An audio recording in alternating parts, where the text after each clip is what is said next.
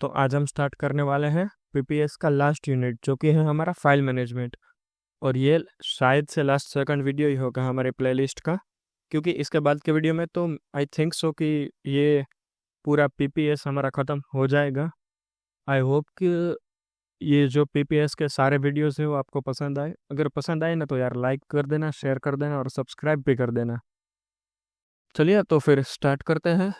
File management, ये coat आप पढ़ना हो तो पढ़ लेना। फाइल मैनेजमेंट की ज़रूरत क्यों है? In real life we want to store data permanently so that later we can retrieve it and reuse it. जो कि आप सभी लोगों को आई थिंक सो पता ही है कि हमें फाइल की ज़रूरत क्यों पड़ती है, कि भाई हम कुछ भी डेटा को क्या कर रहे हैं, परमानेंटली उसमें स्टोर कर सकें और बाद में कभी भी ज़रूरत हो तो हम उसे रिट्राइव कर सकें। जैसे आप व्हाट्सएप गिन लो, व्हाट्सएप रख लो, व्हाट्सएप में हमारा डेटा पड़ा रहता है जब तक हम डिलीट नहीं करते तब तक। तो उसे हम कभी भी कितने भी टाइम के बाद उसको उस चैट को हम क्या कर सकते हैं, ओपन कर सकते हैं वापस। फाइल का भी कुछ वैसा ही है। A file is a collection of characters stored on a secondary storage device like hard disk और पेन ड्राइव। फाइल क्या है? कलेक्शन ऑफ कैरेक्टर है एक, जो कहाँ पे स्टोर होती है हमारी सेकेंडरी स्टोरेज में, हार्ड डिस्क या फिर पेन ड्राइव में। There are two kinds of files that programmers deal with. हाँ, हम सभी अब प्रोग्रामर हुए तो हम दो टाइप की फाइल के साथ डील करते हैं। सबसे पहली है हमारी टेक्स्ट फाइल की कौन सी, जो कि भाई ह्यूमन रीडेबल होती है और वो इंग्लिश कैरेक्टर्स में लिखी होती है। कोई भी किसी भी लैंग्वेज में हो हम रीड कर सकते हैं, मतलब कि ह्यूमन रीडेबल हो। और दूसरी होती है हमारी बाइनरी फाइल्स, जो कि कंप्यूटर रीडेबल होती हैं। और वो स्ट्रीम ऑफ प्रोसेस्ड किस में की होती है? ASCII सिंबल्स में। ASCII सिंबल्स अगर आपको पता ना हो तो मैंने एक वीडियो में बता रखा है कि ASCII सिंबल्स जो हमारा कैपिटल ए है, जब वो हम प्रेस करते हैं तब कंप्यूटर को वो पता किसकी वजह से चलता है? ASCII सिंबल्स की वजह से। और जो कैपिटल ए का ASCII सिंबल है वो क्या है? हमारा 65। उसके बाद 66 बी का, 67 सी का, इस तरीके से चलता रहता है। चलिए उसमें टाइम वेस्ट नहीं करेंगे, आगे बढ़ते हैं। ये पहला हो गया हमारी टेक्स्ट फाइल और ये हो गया बाइनरी फाइल। आप इसे ऐसे ही नहीं बता सकते कि ये क्या लिखा हुआ है। तो आई होप कि आपको समझ में आ गया होगा। अब फाइल ओपन करने के मोड्स कितने हैं? We can perform different operation on a file based on the file opening modes. हम डिफरेंट ऑपरेशन परफॉर्म कर सकते हैं फाइल ओपनिंग मोड्स में। चलिए देखते हैं कौन कौन से। सबसे पहला है हमारा r, open the file for reading only.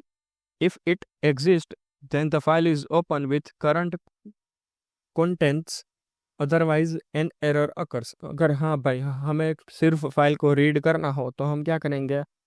Are mode का यूज़ करेंगे। आर से वो क्या होगा? सिर्फ रीड ओनली में ओपन होगा। अगर वो एग्जिस्ट करती है फाइल तो वो ओपन हो जाएगा, लेकिन अगर वो एग्जिस्ट नहीं होती है तो वो एरर आपको देगा।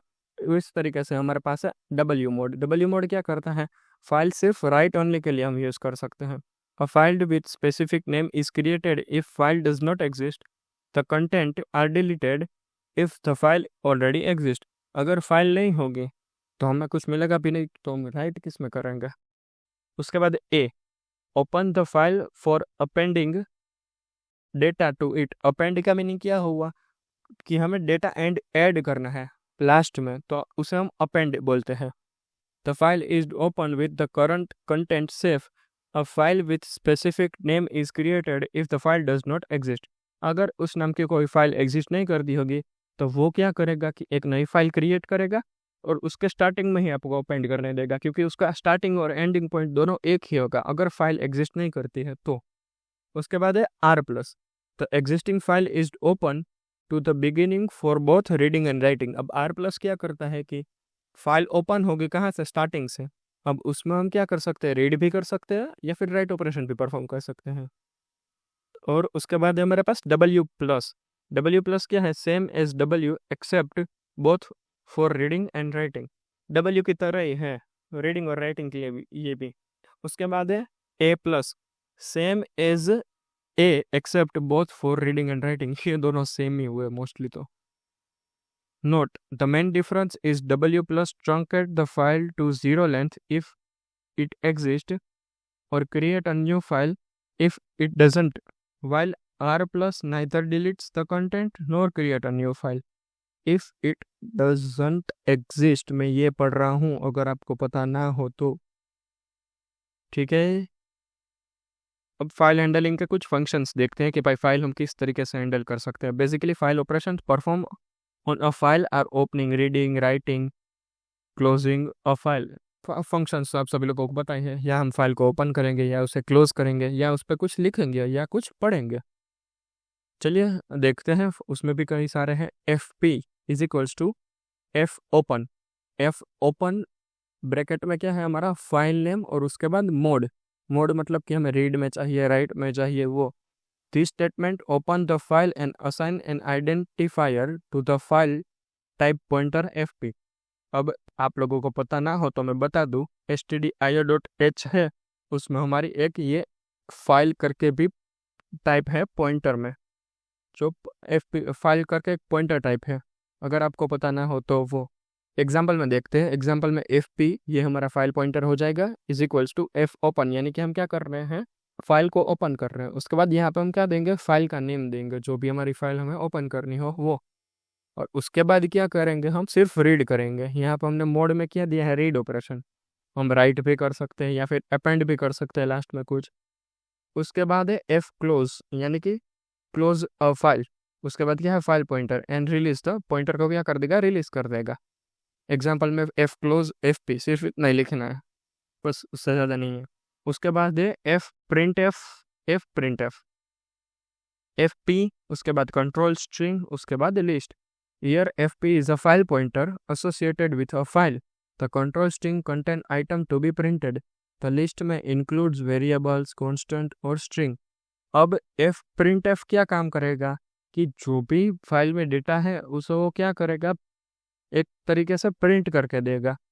उसमें हमारा इंटीजर भी हो सकता है, कैरेक्टर भी हो सकता है, या फिर वो फ्लोट में भी हो सकता है। एग्जाम्पल में हम देखते हैं, एफ प्रिंट एफ में यहाँ पर हमने लिखा है F P is equals to %s, %d and %c। उसके बाद हम क्या ले रहे हैं, नेम ले रहे हैं, स्ट्रिंग में नेम, उसके बाद एज हमारी इंटीजर में आ जाएगी, उसके बाद जेंडर, जेंडर जो कि कैरेक्टर, सिर्फ एक ही लेंगे, एम या एफ, मेल या फीमेल, उसके लिए।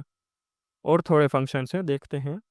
उसके बाद है एफ स्कैन एफ पी, उसके बाद कंट्रोल स्ट्रिंग, उसके बाद फिर वापस list. Here F P is a file pointer associated with a file. जैसा उसमें था हमारा एफ प्रिंट एफ में, उसी तरीके से फाइल पॉइंटर से फाइल एफ पी है वो क्या है, हमारा फाइल पॉइंटर है, वो एसोसिएटेड होगा फाइल के साथ। The control string contain item to be printed. The list में इंक्लूड वेरिएबल, कॉन्स्टेंट और स्ट्रिंग। यहाँ पर भी उसी तरीके से होगा, लेकिन एफ स्कैन एफ क्या करता है, हमारा यूजर के पास से इनपुट लेने का है। यहाँ पे हम क्या कर रहे हैं, F scan F P %s, %d, उसके बाद m% आइटम और m% क्वांटिटी, जो भी हमें इनपुट लेना हो वो। उसके बाद है गेट सी, उसके बाद हमारी आ जाएगी फाइल डेटा टाइप है, उसके बाद star F P. Get C return the next character from a file referred by F P if it required the file pointer to tell from which file it return EOF और end of file और error। अब वो क्या return करके देगा, हमें next character return करके देगा फाइल में से, जो कि एफ पी रिफर्ड किया हुआ होगा। अब उसे फाइल पॉइंटर चाहिए बताने के लिए कि फाइल कौन सी है, और वो क्या रिटर्न करके देगा, EOF। EOF का मीनिंग क्या होगा, हमारा and of the file, end of file, और या फिर क्या रिटर्न करके देगा, एरर। उसका एग्जाम्पल है यहाँ पे C is equals to get C F P. उसके बाद है पुट सी क्या करेगा, राइट और append the character C to the file fp. If a putc function is successfully, it returns character return end of the file if an error occurs। अगर ये successfully execute होता है तो वो क्या रिटर्न करके देगा, जो भी हम कैरेक्टर रिटर्न करेंगे, अपेंड करेंगे लास्ट में, वो क्या करके देगा, रिटर्न करके देगा। यहाँ पर हमने ये इंटीजर C दे दिया, उसके बाद फाइल fp और थोड़े फंक्शंस। आई नो कि थोड़ा हेक्टिक है आप सभी लोगों के लिए पे, लेकिन देखना तो पड़ेगा।